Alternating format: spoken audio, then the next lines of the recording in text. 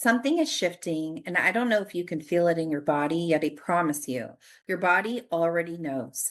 May 2026 is one of those months where the sky is absolutely stacked with energy. And if you don't know how to work with it, it can feel like everything is hitting you all at once. But if you do know how to work with it, it becomes one of the most transformational months of the entire year. And that is exactly why we are here today. Welcome to Peace Out Witches. I'm Stacy, And I'm Jamie. and we're the co-founders of Peace Not Perfection Academy. We teach women how to come back to their inner magic. And today we're going full astrology, full celestial deep dive. We're talking about every planetary movement in May 2026, what the energy is carrying, what it's asking of you, and most importantly, how you can support yourself through it. Because that is the most important part. It's how to be able to use the energies to best support yourself throughout the month. And that's really where practical witches come in, is being able to use these seasons and rhythms to actually support themselves and navigate what's coming. So let's start with the overview. What is the overall energy of May 2026 before we break it down? So May essentially a month of two acts. The first half of May through May 17th is going to be really deep in your Taurus, your Scorpion. It's going to be confrontational in the best ways. And it's really asking you what's real and what's hidden, what's needed to be released, and what you're genuinely building. And I think everyone right now at the end of April has been feeling that strong shadowy energy that is demanding to be looked at and demanding to be seen. We can't just ignore it. And it's not just in us, it's the intensity and momentum of what's going on around us. And so it's a really important time to be cleansing and clearing your spaces to be able to support yourself with the inner movement that's happening with the outer movement. And then we also have a rare blue moon in Sagittarius on the 31st at the end of the month. So that's really going to be the second full moon in the single calendar month. And because of that bookend, it's going to be a month of heavy lifting, but a lot of transformation and growth within it. And around the 17th, 18th, and 19th, we have planetary sign changes that allow the energy to feel like at first it feels like you're in deep water or you're in the muck of it. And then it just opens up and you feel like you're in a beautiful summer garden and it just feels freer. And the in momentum of summer is coming. So we're starting to really feel those energies towards the middle end of the month. And it's a perfect time to really hone in on what intentionally you're creating right now. What is your April, we'd like to say, is the first month of the new year. And then coming into May, really fine tuning it, but then also looking at the pieces that are keeping us from it, whatever blocks we may have coming up, whatever shadow pieces. So let's start talking a little bit about May. Let's just start at the beginning. So we actually have a full moon on the 1st, which is exciting. That doesn't happen very often. And we call the May full moon the flower moon. So why do we call it the flower moon? It's really just because it's in the mid of spring. It's really in that deep part of spring where all the flowers should be waking up and you should be seeing a lot of different colors around you and really being able to experience the illumination of all the hard work that winter brought for the flowers of spring. Yeah. What else about the flower moon? The moon is also a Scorpio moon. And if you think of the Scorpio energies, there's Scorpio energy is very much going into the valley or into the subconscious mind, the shadowy pieces. But like with the flower moon, seeing the lessons and learning them, and it's like a flower blossoming, changing and transmuting from darkness to light. So I like to think of this moon having those dual energies so that you can bring something from start to finish if you decide to work with this moon. So you could create, what you're manifesting through really taking a deep dive internally and looking inward, and then seeing it through the full moon and seeing the lessons that you're meant to gather from it so you don't have to repeat them. And if there's any kind of practices that you like to do for 30-day practices or magic or abundance manifesting that you're calling into your life, this is a really good month to do it because you've got the full moon as bookends. So you've got the full moon on the 1st and you've got the full moon again. I believe it's on the 31st. Yep, Yeah. it is. It's on the 31st. And so that is going to be a perfect like moon to moon, right? We've got that Mhm. 31-day cycle that we can really work within. So it's going to help with any kind of shadow work that you need to do, any kind of magic that you're calling in, and really give it like a start and end, which I always like a nice, easy start and end because then I don't forget it or miss it. I'm just able to kind of stay within that energy for that amount of time. Yeah. And so this full moon is also aligning with the energies of Pluto. And actually, Pluto is the ruler of Scorpio, which I think is very fascinating. They are deeply connected, and there's a sense of friction that happens with this. And the friction isn't necessarily because they are opposing.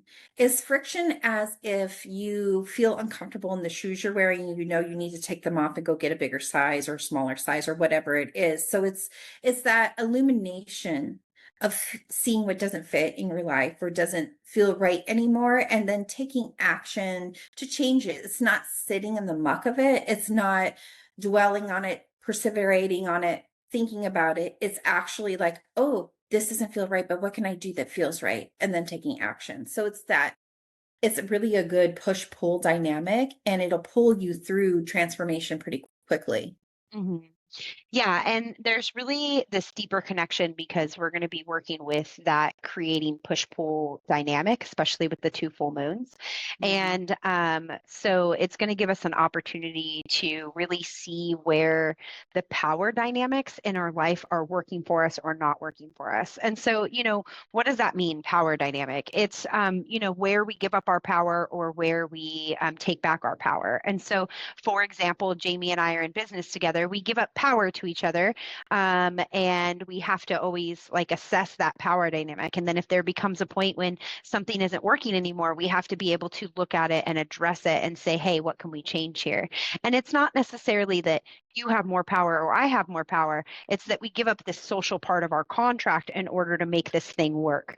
We see this in relationships, businesses, and how we relate to our own power. So it really is an opportunity for us to see the push and pull and see maybe where we're giving up power, where that's okay with us, where we're releasing to that power, and then maybe also where we're giving into power dynamics that aren't working for us anymore, that aren't, moving us forward, that aren't in our highest good, that really aren't part of our soul deep connection. And so this is going to really illuminate any of those power dynamics that are not working for you. And you may be experiencing triggers in that way. And you may need to go deeper to determine what it is that is really triggering you there. What is the underneath piece that isn't working for you? Is it that you need to set a boundary, or is it that you've got something that you still need to process through from maybe when you were younger, when we first lose our power, with our parents and things like that? Yeah, so if you're listening to this after the May 1st full moon, do the work anyways. Just do it, because this Scorpio full moon energy will last a while, and Scorpio is really about a physical action. It's really about seeing what needs to be changed and then actually taking steps to change it. So what I mean by that is to look around your life, figure out what's really bothering you in this moment. Like even just settling in right now on like what's deeply been weighing on you that Mhm. you're ready to work on, you're ready to eliminate. Spend some time journaling it, spend some time writing it out, give it a voice, then allow it to teach you the lessons that you need. And then you can transmute it with candle, you can burn it, you can bury it, you could rewrite the story. There's so many ways that you can do that. And it's actually some of the things that we teach here at Peace Not Perfection Academy is how to take these things that maybe have been blocking us and moving them to something that's our greatest gift so that we can move forward on our sacred journey and our sacred path. And finding small acts that you can give to yourself, take a bath by candlelight, or being able to write things on a paper and burn them up. Full moon is really about just releasing, being able to see what's no longer working for me and be able to step into the things that I'm calling into my life. So it really is an important time to be able to just give note to yourself. And if you're feeling triggered quite often, then it's good to do that inner work because, it's really not the other people that are triggering you. It's usually something internal that you need to look at and work through. So if this Absolutely. is the kind of ceremony or ritual work that is calling to you and you want to do it inside and be held in a sacred community, we have a link in our show notes to take our quiz on the proper path for you to find which container is right for you in Peace Not Perfection Academy. So that's always below if you'd like to click it. And if you know a friend or a sister who likes to learn more about metaphysics science or living your life in a sacred ritual and a sacred routine and rhythm, then share this podcast with them and like now and below. Thank you. And then, so going back to Pluto, we're moving into a time when Pluto will be moving into retrograde until October. And Pluto is a planet of deep transformation, death and rebirth, power, and the unconscious shadow. So we kind of talked about that a little bit. And when it's moving direct, it's transformational energy that's pushing outward. But then when it goes into retrograde, it's really that energy going inward and diving deep into the shadow piece. But that doesn't have to be scary. It doesn't have to be intense. It's just an internal process. And you can harness that energy just by allowing time and space to go inward every single day. We're going into the shadow doesn't mean we have to relive any trauma. Going into the shadow is just sometimes, where did I not step out fully in the light today? In one day, and just look, did I react? Did I yell? Was I triggered? Just those kind of things, those minor day-to-day things that we are subconsciously doing, but we don't recognize, just giving them a voice, seeing the patterns and allowing them to emerge so that you can transform them. And so the energy can be intense if you allow it. But like Stacy said, create ways to bring the light in it through self-care, just really finding ways to balance the two over the next, May through October, and as Pluto goes into retrograde. And So it's what a does this gift. mean when a planet goes retrograde? Can we talk a little bit about that? Yeah, go ahead. Do you know what it means? Yeah, but do you know what it means? Um, I think like that's what I think a lot of people don't Uh-huh. understand is, Yeah, we talk a little bit about like Mercury being retrograde or Saturn yeah, being retrograde or Venus being retrograde, but people don't really understand what that means. And so, when our planets are going around, then they tend to move in a certain way. And so when they are in the shadow of the planet, they're considered retrograde. They're considered underground. They're considered, in that retrograde thing. So I used to always think it meant that the planet was like going backwards. yeah, but it's just not directly influencing the planet. It's hidden. It's always when things are in retrograde, when the planets are in retrograde, it's those shadowy pieces. So there's light and dark, shadow and light, and it's casting a shadow of energy towards our planet as opposed to being direct, where it's cast its full light onto our planet. Does that make more sense? Yeah. And Yeah. so when it is in shadow like that or in retrograde, Mhm. then you're not going to be having as many powerful energies from that planet at that time. But also because that planet is underground or in retrograde or in shadow, it's going to be pulling out the shadowy parts of that planet. So every planet has associated with it, certain words or certain emotions that would be able to be a part of that planet and what it rules. So when we're looking astrologically, we each have houses that are ruled by certain planets, and those planets, each planet means a certain thing. It has a certain emotion attached to it. So when we think of the light and the dark of that emotion, when a planet is in retrograde or when it's in the shadowy place, then that is going to be working with that aspect of that planet. And so Pluto, Pluto is where we are working through internalizing structures and where we often will see ourselves as smaller or bigger. And it is the systems that we put into place. So Pluto really rules that area of systems that are put into place. And it makes sense that it's going into retrograde right now because I think we're seeing a lot of systems in our current world just collapsing. And that collapse is coming from this Pluto moving into retrograde, because it will be in retrograde quite a long time. It's not like Mercury where, it's there for a few days. Pluto will be there literally from the middle of May to October. So it's going to be a time period of many systems being broken down and destroyed that are no longer working for our new Earth, our world that we're creating, and this life that, we're all kind of like creating in the energy. So what are some ways that we can work with planets when they're in shadow? So specifically with Pluto this year right now, what are some things that we can do to be able to work with it as it's moving into our shadowy places? Journaling, looking for areas in your life where you have taken too much power and you need to lessen it up a bit and surrender to the help or to life in general, but also where you gave away your power and reclaiming some of it. Self-sabotage, anything that's going to thwart your successes and your accomplishments that you're working on. And I think this is just a general theme for humans, and it's maybe taught to us, but I think it's generational, really.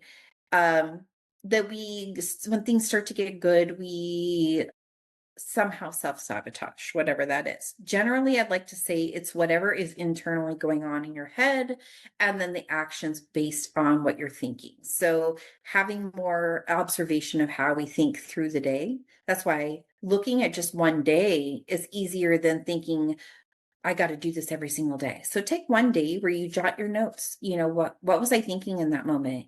When did I catch myself having doubt or having negative thinking or sabotaging my momentum, whatever that is for yourself?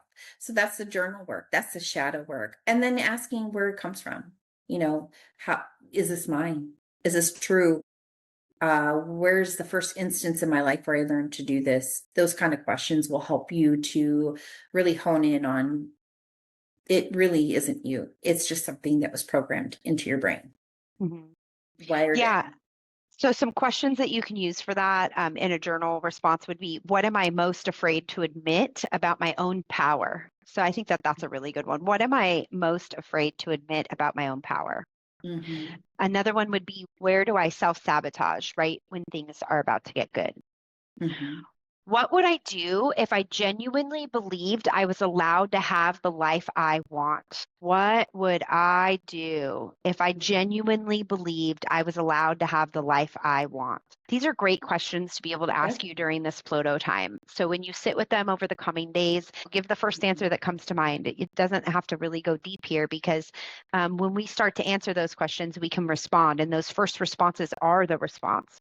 And so it's really just about giving yourself the opportunity to observe some of the places in your life where you need to take back your power, but also where maybe you have a self-belief that isn't supporting you. Mm-hmm. Beautiful. All right, so let's talk a little bit next about Jupiter and being in Cancer. So Jupiter moved into Cancer in mid 2025 and will be there until June of 2026. So we're in the final stretch of this transition of Jupiter moving through. And Jupiter is really all about abundance. And so this is our opportunity leading up to June for all the hard work that we've done since mid 2025.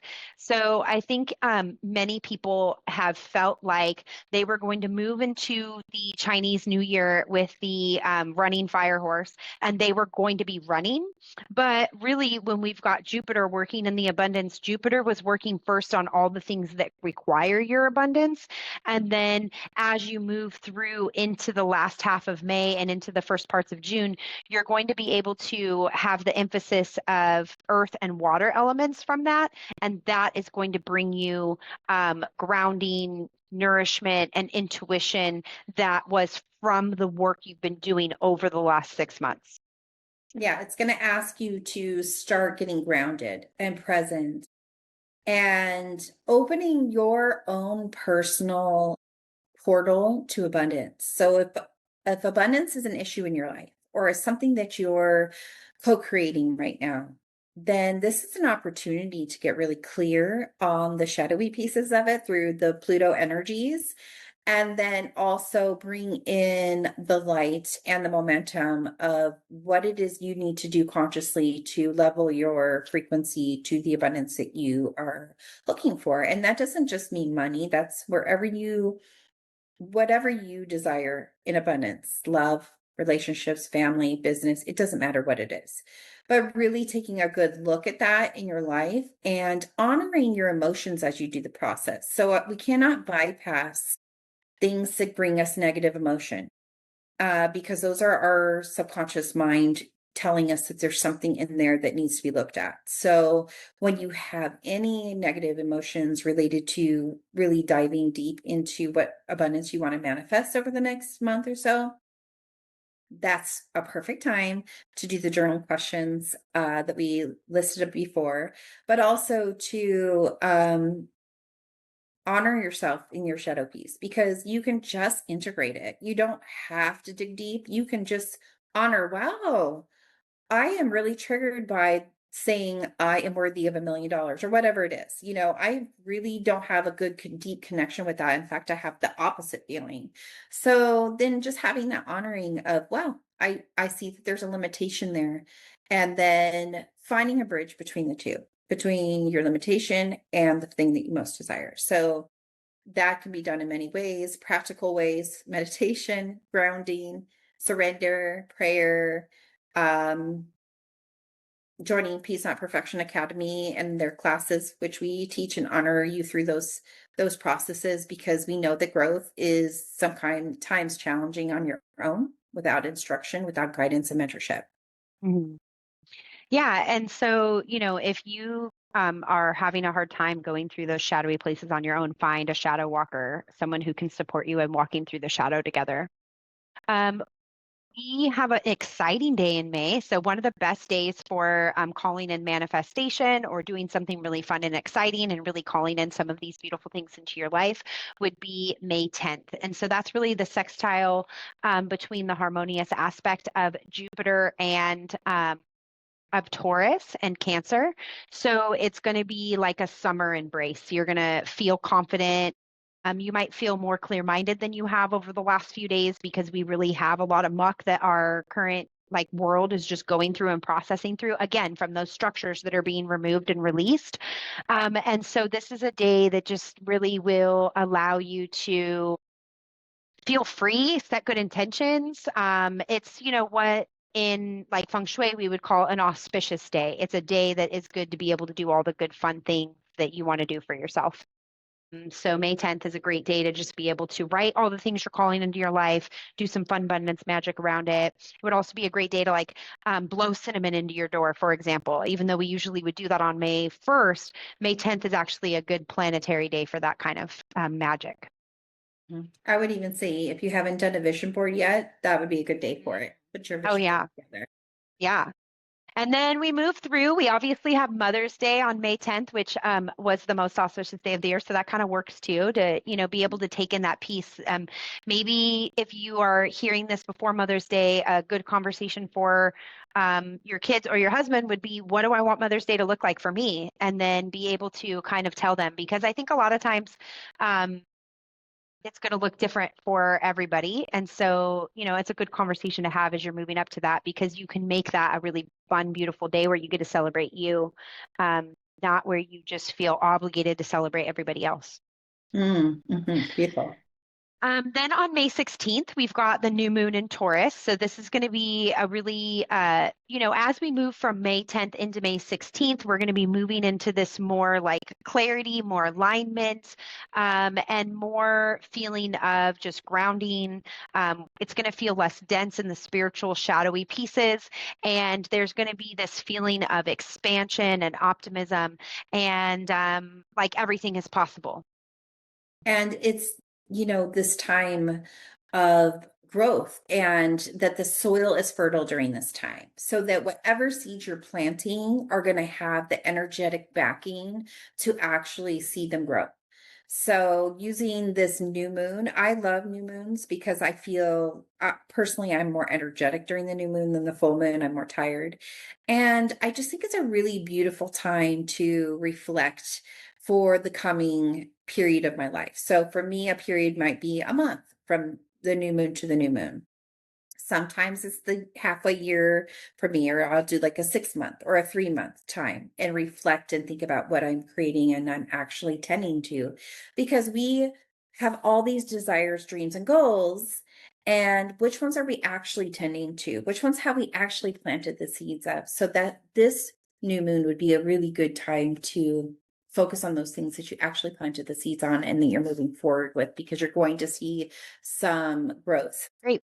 The Scorpio full moon is going into the deep ocean, and the Taurus new moon, the one that's going to be planting seeds in the rich soil that's coming on May 16th, that's going to be really the most grounded because it's harmonizing with Mercury and aligning with Jupiter. So this is a rare occurrence. It's like three beautiful things all showing up together at once.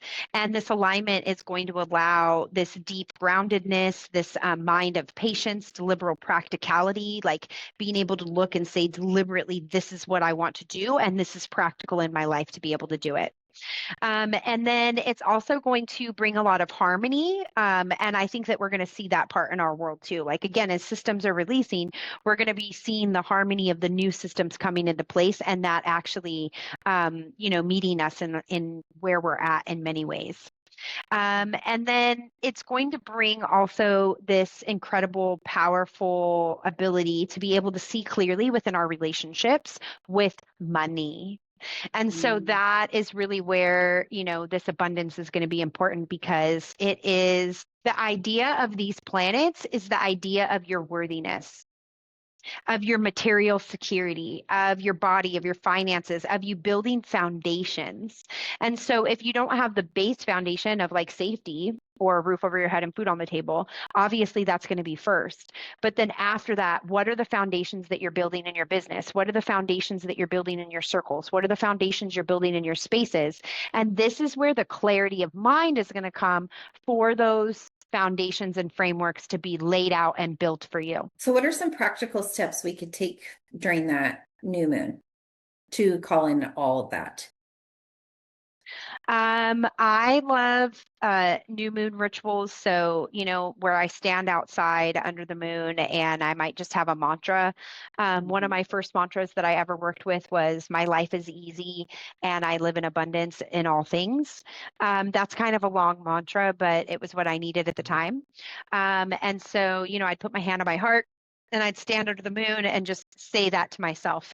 I personally use a mala practice, so I like to be able to do that 108 times under the moon with my mala beads. And that's just a sacred number that you can use to be able to, use a mantra like that over and over and over. So I really like to be able to allow the moonlight and the sunlight to be able to just wash over me and say those mantras. And I try to do them in the morning and at night when I'm really working through something. Okay, great. Love it. All right. So, if you want support doing this work in a structured Mhm. container with other women, our path quiz is in our show notes. So, that's going to take you to the proper path and give you the right program in Peace Not Perfection Academy so that we can meet you right where you're at. All right. So, let's talk a little bit about the great shift. We've got Mercury, Mars, Venus, and the Sun, and they're all changing signs. So, within about 5 days, May 17th to May 21st, we're going to have all of these signs, these four major celestial bodies shifting energy simultaneously. So what's going to change with that? So, Mercury moves into Gemini on May 17th, and Mercury is the planet of communication, thought, information. And Mercury in Gemini is like Mercury coming home. So it's the most natural placement for Mercury, quick thinking, fast talking, ideas are coming readily, connections are being made, and the slowness and depth of early May gives way to quick action and speed and variety. So the ideas are just going to start pouring in, and the universe likes speed. So it's time to take action. So then when Mercury conjuncts with Uranus on May 17th, well, that's more of like an electrified feeling to it, energetic feeling to it.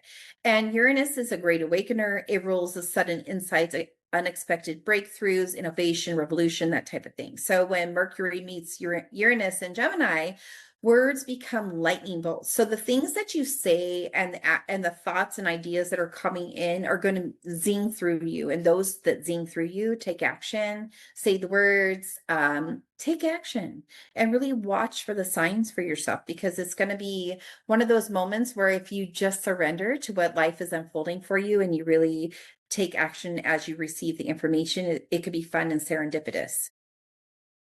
Yeah, and depending on where you are in your own astrology, I'm a Libra, for example, and so this planetary alignment is actually going to move a lot of communication for me. It's going to move a lot of breakthroughs for me in the area of Libra. So, that's a really great like rabbit hole to go down on your own astrology, because most of the time we're born into certain planets and certain houses. And so these planets can affect us collectively, but then they're also going to affect us personally different than they might affect the collective. And so it's, just good to be able to look at those things and see where they can support you, but also where you can use them to benefit yourself best, and like support you during the hard times. Like if you know that there's a certain planet that's going to be harder for you because of the house it's in, let's say abundance, for example, and you're working through abundance and you have some planets in that house that aren't supporting abundance, then that would be a really good time to give you self-care in the area of finances, give you self-care in the area of, maybe not spending so much in this area or that, but also standing in front of the mirror and reminding yourself of your worth. Like, I'm worthy of holding abundance. I'm worthy of having money. I'm worthy. It allows you to know when to support yourself through the shadow that might not be yours, but it's more through the collective energy that you're supported through in your own astrology. So yeah, the second half of May is going to be crazy energy. It's a different energy, different medicine. The biggest piece that we want you to remember in all of this as we move month to month is just surrendering, keep doing the work you're doing, keep living intentionally, check in with your body, check in with your discernment of where you're receiving information so that you can discover what's true for you. And then it's just going to feel like flow. It will take on a life of its own and it'll be fun. So that's the biggest takeaway from the shift of energy in the middle of May, is that it can be fun and allow yourself to flow with it. Well, and Gemini really is, more humorous. She's curious. She has a lot of social connection. So that part of Gemini, as we move into it, we've really been moving, more from these Aries, Taurus. They're much more like it's harder. It's a We hard move into energy. Gemini, and Gemini is more of the twins. It's a softer energy. It's lighter. It's more fun. It's got a lot more curiosity, social connection. It's when you want to go out, you want to connect with everyone, you want to hang, you want to have fun, you want to do all the fun things. So it really does bring this new fun energy into May, and helps dissipate all of this like shadow work and heavy energy that we've been doing for the last few months. Agreed. All right, so I think the last important one that we want to talk about, actually, there's going to be two. One will be the Mars squaring Pluto. So that's going to happen on May 26th. And this is a transit that really is going to bring in intensity around not only astrological events, but around things that aren't working for you. You're going to see things combust in your life that are not working for you. So if they're not working for you and you're not dealing with it, this is going to be like, hey, I've been telling you that this isn't working, and then you didn't do it, and now here we are, right? Mhm. Mars is going to be the big drive in this, and Mars is about ambition, desire, anger, my will to be able to do something. And Pluto is all about being powerful, but also in control while transforming the shadow into light. So the square between them is going to cause friction, pressure, confrontation, and really can cause a collective energy of just, ugh. Well, collectively, it's going to show up. It already is. Geopolitically, in the way especially if you're in America or in the United States of America, it's crazy. It's just going to get more intense and more heated. And then personally the same. You're going to feel intensity of emotions. Our biggest piece of advice is just feel them and not push through them. Allow yourself to go through them. Don't take it on as it needs to be transmuted. Just feel the feelings because they will be transmuted, especially if they're intense. And so a lot of us tend to avoid certain emotions and they're going to come up. Feel the feels. Just feel them. Feel your way through it. Go outside Don't and think your scream, way. cry. Yeah. Don't think your way through this. This is not about you thinking, oh, it's them or me or blaming or whatever. This is all about feeling the feelings and letting them flow through you. Yeah. Yeah. So, if in your life and certain things that weren't working for you, you were playing it safe, this is the time when it's going to like show up. So it is a beautiful way to create. When we create with the planets and we're aware of the energies that are going to be coming, then what we can do is prepare for that creation, right? So if I know that during the end of May, I might have more anger come up for me or more frustration come up for me, I might maybe set up less things to go out with my kids or set up less things to do. I might also set up a rage room and go to a rage room. This would be a great week for it. Or I would go outside and scream and yell or take a run or a swim, something that's going to really like exert my energy, because it's going to help me not feel so reactive and, help with that intense feeling that I'm feeling that really isn't coming from me. It's just coming from the pressure of our just current existence in this world. And we all know that the new earth is coming. We all know that the transformation is coming, but I think we all also understand that in order to get to that point, we have to go through it. And so this is the part that all of us signed up for, but we didn't sign up for, that we're here and we just have to like be here for it. And we can't do anything about it. So what we can do is support ourselves, support our physical body, support our emotions, breathe, take baths. Like if you really want to learn breath work and you would like to really bring this into your own practice, then, that's where our quiz down below would help you because it's going to help you find the proper path for that.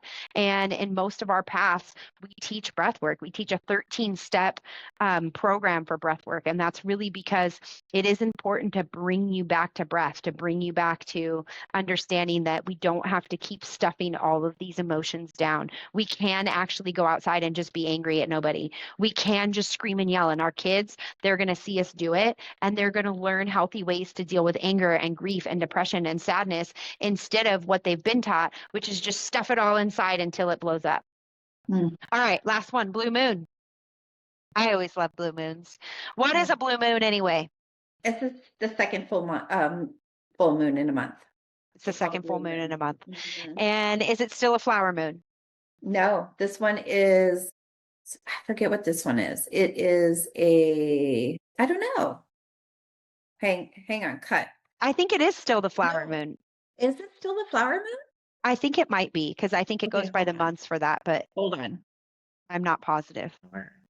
Yeah, I think it goes by months, so it may be. No. Oh my God, I can't read. Why is it so blurry? So it's just called the blue moon. It's just called a blue moon. It's not called anything else. Okay, start that piece over. Yes, I called it. Okay. All right. So last in the month of May, we have on the 31st a second full moon for the month. We call that a blue moon. And so once in a blue moon is a phrase for a reason. These are uncommon events. They don't happen very often, but they carry a feeling of expanded possibility. So like the universe opened a bigger door for me.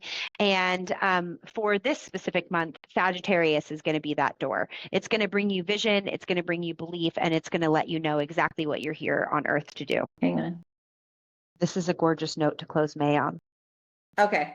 This is a gorgeous note to close May on because you have spent the entire month doing the deep work, the Scorpio shadow, the Pluto retrograde, the Taurus new moon energies and intentions, and then the Mercury Uranus lightning bolt insights and energy. And now it says, look up. now it says, take all of that and what does this mean? How does this apply to the bigger picture of my life? What is my next adventure? Where is it calling me to? It's just a fun moon to really, if you go through the process of planting the seeds in that fertile soil, May 16th, May 10th, May 16th, both are good times. Then by the time you get to this full moon, it's just a beautiful time to envision it, what you've created, but also to release any last things that you're ready to let go of in relation to what you're planted back then. Well, and this is the place where really you're going to be called to the things that are going to help you expand the most and the things that are going to help you create the most. And so you'll be able to see clearly again into that shadow space of what's working and what's not. But also, this is a really great moon. Blue moons are great for just that final illumination of letting go and just really letting the moon clear it out. Mm-hmm. So, what are some ways to support ourselves as we go through the month of May? Allowing yourself to really feel the feelings that come up for you. Spending time writing down where you're triggered during one whole day period. And then take time to honor each of the moon phases this month and really do work with them, because I think that there's an opportunity here to have a full cycle of, it's almost like you're going to live a whole year in 1 month emotionally. So if you can use the moon cycles to help you navigate all the things that may come up for you, then it'll be a fun way to integrate those frequencies, but also use them for your highest good. Yeah. And, I think we talk a lot about practices that support you, and we talk a lot about basic things, grounding, taking bathtubs, goddess baths, or being able to cleanse your space. But these things are really things that are going to support your grounding. And they're things that we can put in that are normal, that are basic, right? I don't have to take an extra hour to like do this whole spelly thing. I can literally just go take a bath. And so, I think it's important to find things that help you be in your body and present. We call this embodiment. It's important to find things that help you continue to stay embodied in your body. And everybody has something different that works for them for that. But that's really what you're calling in this month. You're calling in just this embodiment of being grounded, being present, feeling through the emotions, not acting like they're not there, and really just giving yourself the grace and the self-compassion to know that it's going to be okay and that you can get through it. Yeah. So just staying connected to earth, grounding your body, taking care of your body this month, and allowing and surrendering. Those are my few quick ways to just navigate all the feelings and the emotions and energies.